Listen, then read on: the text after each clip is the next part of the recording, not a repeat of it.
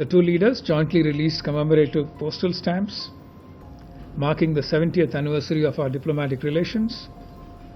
We also adopted a joint statement on strengthening the strategic partnership, charting a shared vision for future engagement, including resilient supply chains and critical minerals. Mongolia reiterated its support for India's permanent membership of the UN Security Council and also for India's candidature as a non-permanent member of the UN Security Council for 2028-29. Mongolia also signed the framework agreement of the International Big Cat Alliance, reflecting our shared commitment to conservation. The announcement of the appointment of a resident defense attaché in Ulaanbaatar, fulfilling a long-standing Mongolian request and underscoring the growing defense partnership. India also announced that all e-visas to Mongolian nationals would be issued on gratis basis.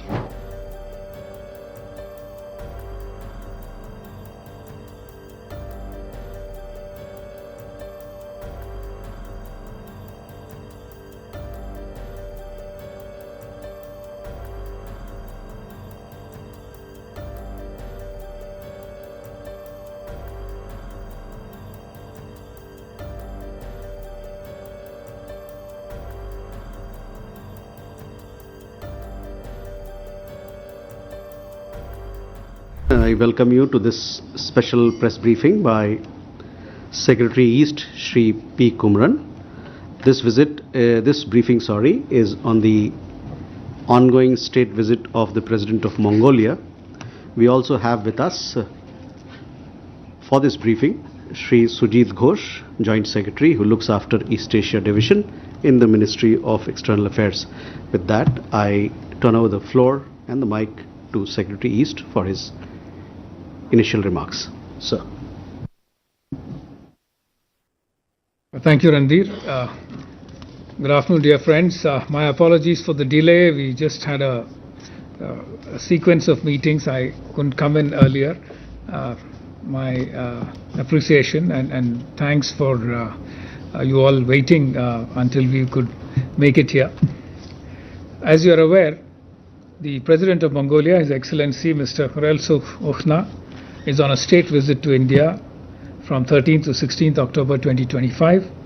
This is his first visit to India in his capacity as President of Mongolia, and it takes place at a particularly meaningful moment as India and Mongolia commemorate 70 years of the establishment of diplomatic relations this year, and we also mark 10 years of our strategic partnership this year. President Khurelsukh is accompanied by a large delegation comprising senior cabinet ministers, members of parliament, senior officials and also cultural representatives. His visit reflects the depth of the political relationship and the importance that both sides attach to this strategic partnership anchored in ancient civilizational ties, shared Buddhist heritage, democratic values and a deep sense of mutual trust. The President arrived in New Delhi yesterday and was accorded a guard of honor and a ceremonial welcome at the Air Force Station Palam. External Affairs Minister Dr. S. Jaishankar called on President Khurelsukh and reviewed our bilateral ties ahead of the leaders' meeting. This morning, the visiting President paid homage at Rajghat, laying a wreath at the Samadhi of Mahatma Gandhi. At Hyderabad House, President Khurelsukh held restricted and delegation level discussions with Prime Minister Shri Narendra Modi. The discussions were warm, wide-ranging and forward-looking, covering strategic and development partnership, cultural ties, trade, education, critical minerals, renewable energy and people-to-people exchanges. This is their first official meeting and the leaders developed a close personal rapport during the talks. In a display of personal connect, the two leaders jointly planted a tree in the name of President Khurelsukh's late mother at Hyderabad House. This special gesture symbolized the common threads between Prime Minister Modi's Ek Ped Maa Ke Naam initiative and President Khurelsukh's 1 billion trees campaign, and our shared commitment to environmental sustainability. The two leaders jointly released commemorative postal stamps marking the 70th anniversary of our diplomatic relations. We also adopted a joint statement on strengthening the strategic partnership, charting a shared vision for future engagement, including resilient supply chains and critical minerals. Mongolia reiterated its support for India's permanent membership of the UN Security Council and also for India's candidature as a non-permanent member of the UN Security Council for 2028-29. Mongolia also signed the framework agreement of the International Big Cat Alliance, reflecting our shared commitment to conservation. The announcement of the appointment of a resident defense attaché in Ulaanbaatar, fulfilling a long-standing Mongolian request and underscoring the growing defense partnership. India also announced that all e-visas to Mongolian nationals would be issued on gratis basis, building on the existing gratis paper visa regime and deepening people-to-people ties. As a goodwill gesture towards the spiritual fulfillment of our Mongolian brothers and sisters, India will be sending the holy relics of Arhant Maudgalyayana and Arhant Sariputra to Mongolia in 2026, following the historic exposition of Kapilavastu relics in 2022. Other key announcements include the deputation of a Sanskrit teacher to Gandhan Monastery for 1 year to enhance monastic Sanskrit capacity, launch of an ICCR youth orientation trip, under which 8 Mongolian students and accompanying faculty will visit India, and provision of an additional 70 ITEC slots for Mongolian nationals as a goodwill gesture to mark the 70th anniversary of diplomatic relations. 10 MOUs were signed. The joint statement will list out the MOUs. They were in the area of cultural exchange, immigration cooperation, promotion of cooperatives, humanitarian aid, geology and mineral resources, quick impact projects, yoga, and also renovation of the Bogd Khan Palace. I suggest that you take a look at the full list in our joint statement. President Khurelsukh also visited Parliament House, where he toured the building along with the Honorable Speaker of Lok Sabha, Shri Om Birla. Their interaction highlighted the close democratic and parliamentary connect between India and Mongolia, both vibrant democracies committed to rule of law and representative governance. President Khurelsukh also met Honorable Vice President Shri C.P. Radhakrishnan, Raksha Mantri Shri Rajnath Singh, and Health Minister Shri J.P. Nadda, and he will be visiting the National Museum, Akshardham Temple and Humayun's Tomb tomorrow. Later today, President Khurelsukh will call on the Honorable President of India, Srimati Draupadi Murmu, and Rashtrapati Bhavan. A state banquet will be hosted in his honor, underscoring the warmth and high regard that India holds for its relationship with Mongolia. President Khurelsukh's visit has yielded substantive outcomes, both symbolic and practical. It has reaffirmed the deep-rooted friendship between India and Mongolia, strengthened our strategic partnership, and laid a strong foundation for closer collaboration across a wide range of sectors in the years to come. I think I'll stop here, and please shoot if you have any questions. Thank you. Floor is open. Kuma, you're sitting right in front. Yeah. So I'm Global. I have two questions. One, the Prime Minister talked about defense and security that during talks they discussed this. If you can elaborate, what about the defense and security? What is it that they are looking for? And in the agriculture sector, what is India offering to them in terms of farming or dairy products? Siddhant? Hi sir, Siddhant from Beyond. Continuing the same question, the Prime Minister said that India will help in capacity building of the border forces. So if you can elaborate, what's the process like, how many people India is going to help in capacity building? Krishna Mohan. Sir Krishna Mohan Sharma Bharat express से मेरा एक सवाल ये है कि cultural exchange के तहत वहाँ से 7 स्टूडेंट आएंगे और उनकी फैकल्टी आएगी, हमारे यहाँ से कितने बच्चे जाएंगे और कितनी फैकल्टी जाएंगे? Adamni. Kadambini Sharma, independent journalist. There was a mention during the press statements about direct flights between India and Mongolia. Can you shed some more light on that?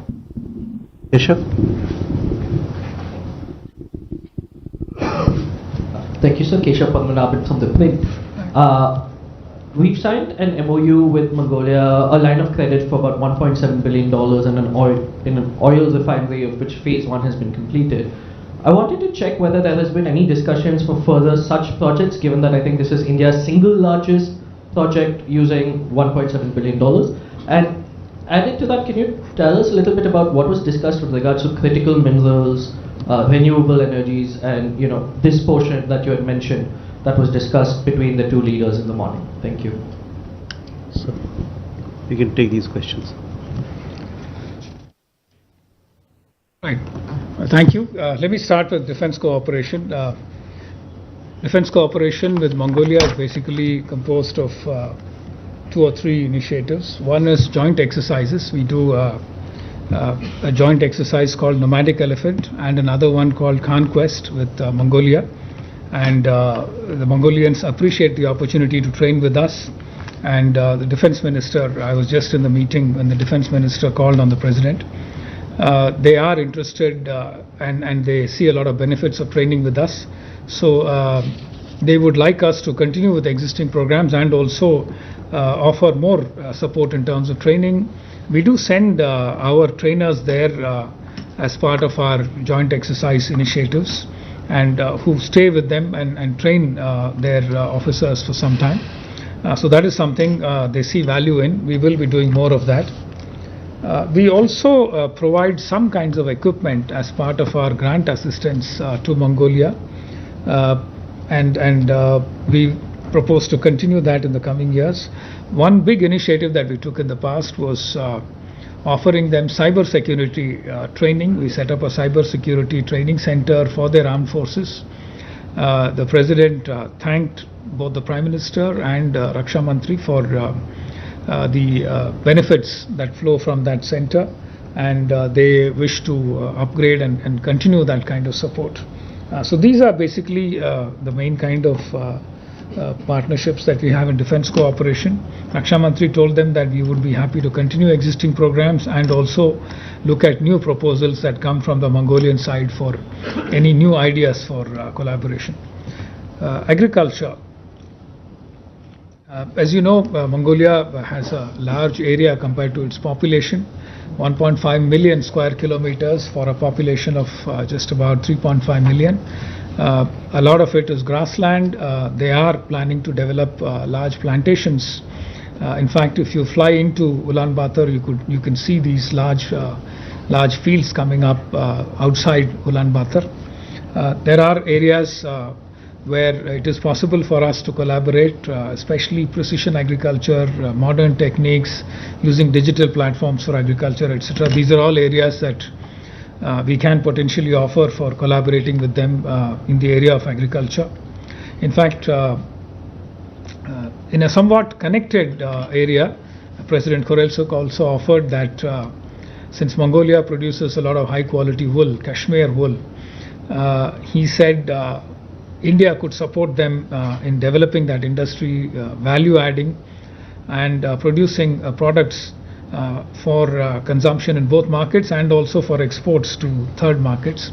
So it is something that sounds exciting, and we will be having people look at it in greater detail and see how we can take it forward. Capacity building of border forces, somewhat similar to what I mentioned in the area of defense. I think Mongolia also sees benefit in working with us on cooperating in the area of drones and usage of drones, etc. It is something that we are talking about to see what kind of cooperation is possible. In addition to capacity building, some of the defense high-tech slots that Mongolia uses is also for capacity building of border forces. Cultural exchange, We have signed a cultural exchange program as part of the MOU signed today, and I think we will be developing the program further as per the areas identified in the program.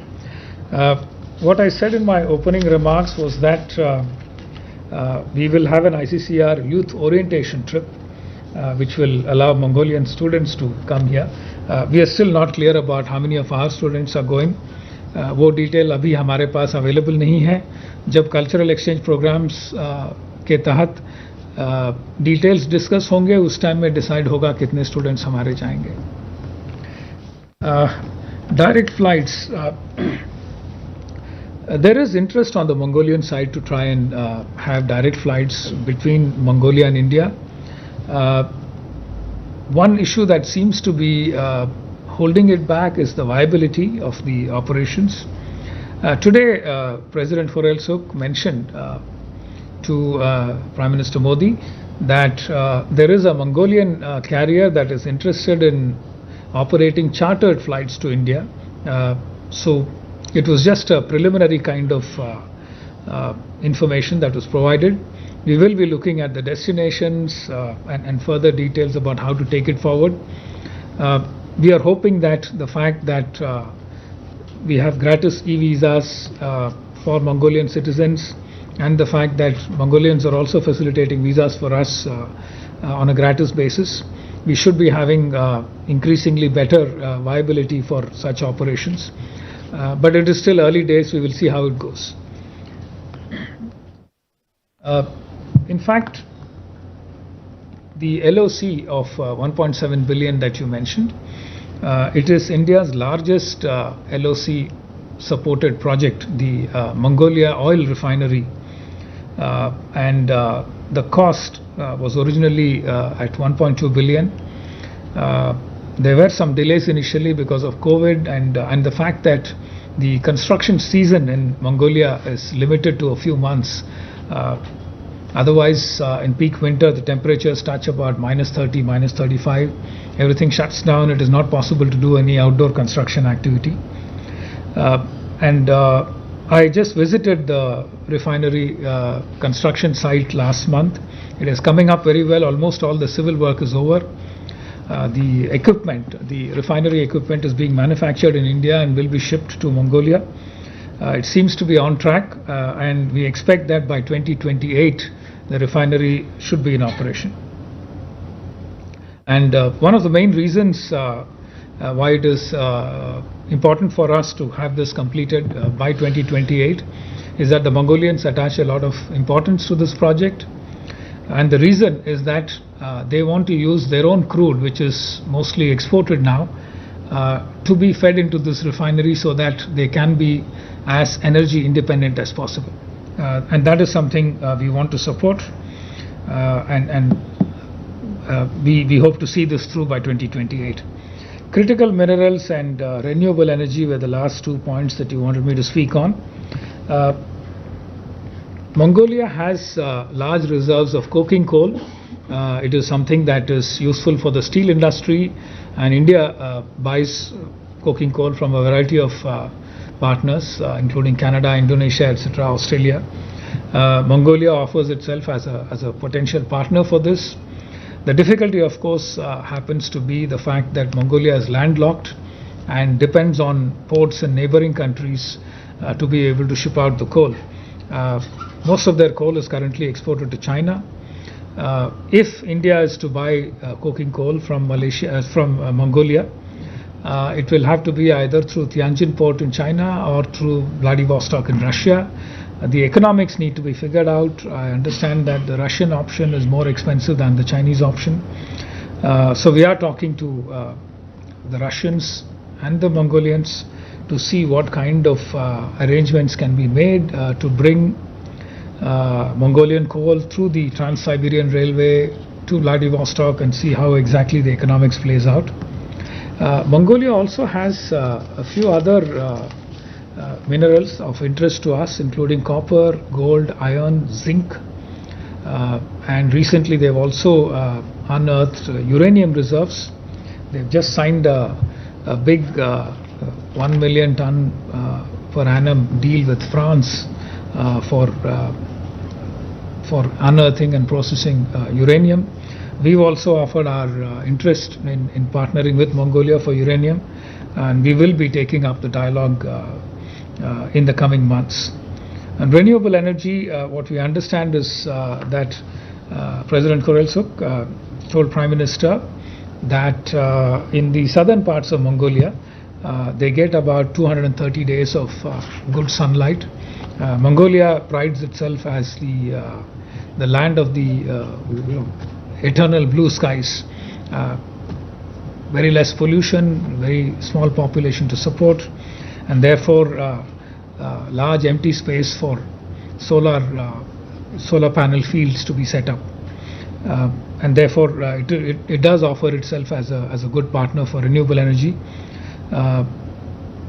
They are committing to join the International Solar Alliance, just signed the framework agreement for the ISA. So we hope to be able to partner with them and see how to take it forward. Thank you. Elena? Good afternoon, Elena, Press News Agency. My question is actually on the topic which you just mentioned on raw materials in Mongolia for India, and specifically on logistics. So, as you said, there are two options of importing by India from Mongolia. It's through Chinese port and through Russian port Vladivostok. So, what is more favorable for India?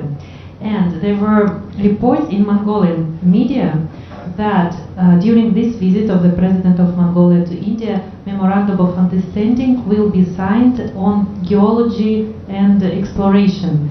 So was it signed or not? Because I'm particularly worried about this, because as media reported, there was a clause that import of these raw materials will go through Russian port Vladivostok. So was it signed? And if it is, if it was, does it so that if there is this clause about Russian port through delivery, importing through Russian ports? Right.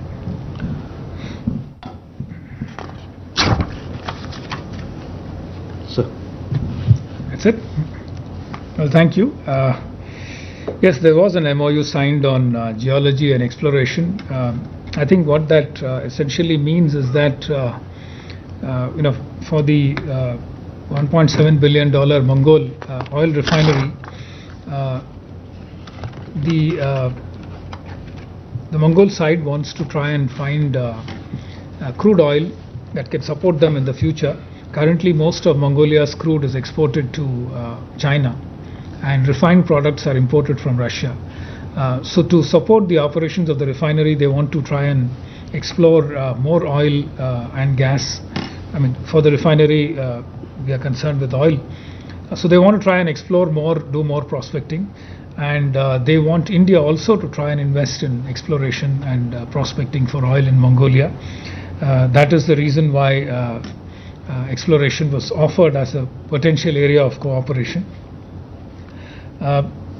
In terms of equipment that are required, we are okay to explore any option, whichever works out to be economical for us.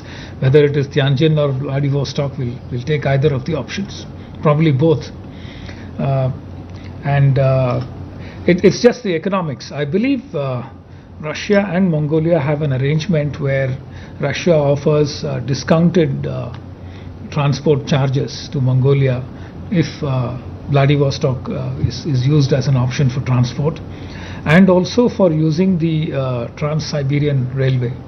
I believe the western part of the Trans-Siberian Railway has fairly high load on the railway line, whereas the eastern part is not so heavily loaded, and therefore some discount is offered. So we are also trying to get more details to see if we can take advantage of the discount arrangement that is available between Mongolia and Russia.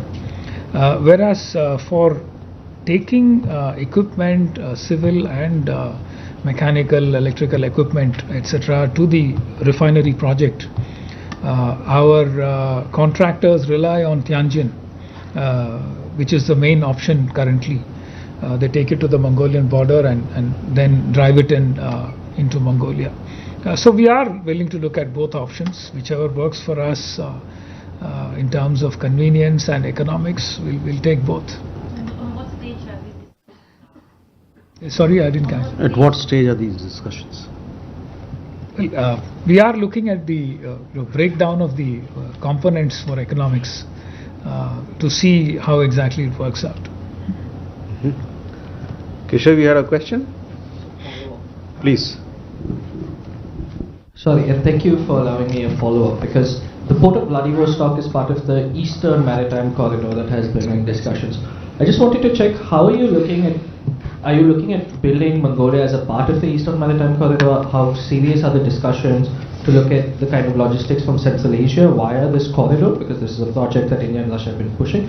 And in addition to that is, you mentioned quick impact projects. How many projects are in the pipeline, or what was discussed with regards to these quick impact projects worth less than $50,000 a project? Thank you.